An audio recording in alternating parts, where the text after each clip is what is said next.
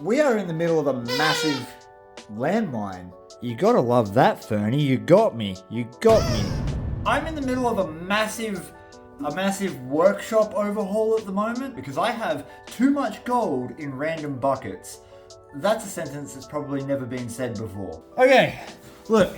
Here's the problem. I went through about an 8-month period where every time I went out for a test pan trip where I'd take a pan out and I would do my pans and I would look at it and go, oh, there's 10 specks there, that's a spot, I'll come back. At the end of the day, I'd have like 0.1, 0.2 of a gram and I would just throw that into the bucket.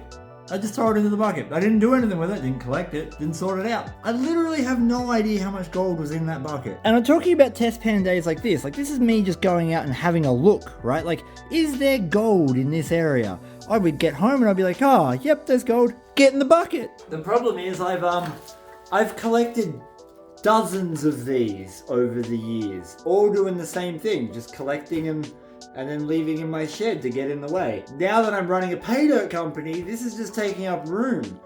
And I mean, there's gold in there, right? We're gonna get it out today. No longer shall you be a bane of my existence. Everything that was in there is now in there. This was clearly a period of time in my life where I was doing a lot of gold prospecting down on Reedy Creek. And the problem with Reedy Creek is that it's full of tin, cassiterite. And on Reedy Creek, the tin ore is 70% pure. That means the black sand is 70% metal. And it is really, really difficult to separate away from the gold. I need some art or something.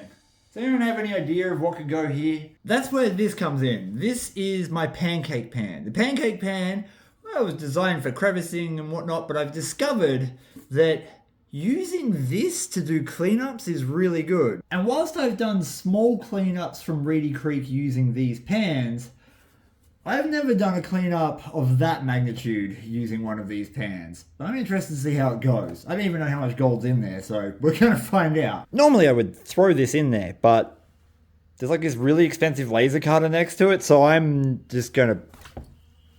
There, that's the first and only time you'll see me do that. The reason that these work so well is because they remain level through the entire pramming process. They remain level during the entire panning process. With a normal pan, you would put this in and you would stratify and then you would slowly tip it forward as you wash dirt out. That's where you can lose gold. There's a whole video series that I did on doing that, but these pans stay flat. You put them under the water, you still stratify, and the dirt starts to spread out. And as it spreads out, the heavy things sink to the bottom and then get caught in the riffles. And if we make little tiny circles at a very rapid rate, what ends up happening is all the light material, due to centrifugal force and the movement of the pan in the water, gets shunted off, whereas all of the heavy things come backwards.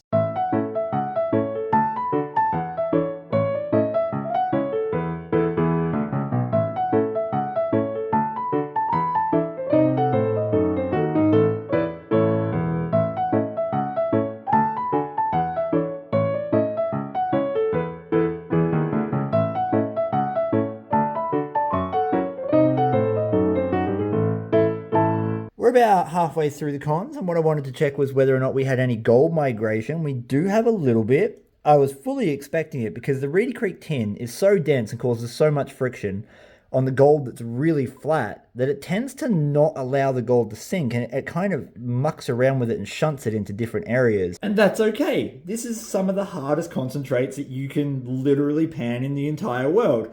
We're expecting some loss. I mean, I found this gold 5 years ago, and I don't even know what's in there. So if I lose some now, it doesn't really matter, right?